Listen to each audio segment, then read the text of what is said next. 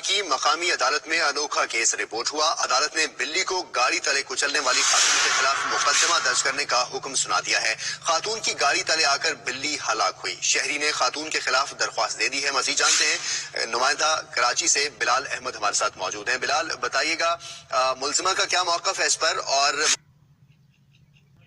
जी, ये शहरी फाइक जाखरानी है जिन्होंने थाना दरख्शा में एक दरखास्त दी थी और जिसमें मौक़िफ़ अख्तियार किया था कि 1 फरवरी को डिफेंस फेस 8 की हदूद में एक खातून मुबैना तौर पर तहमीना नकवी की गाड़ी से बिल्ली कुचलने के बायस जहाँ वक्त हुई थी और हलाक हुई थी।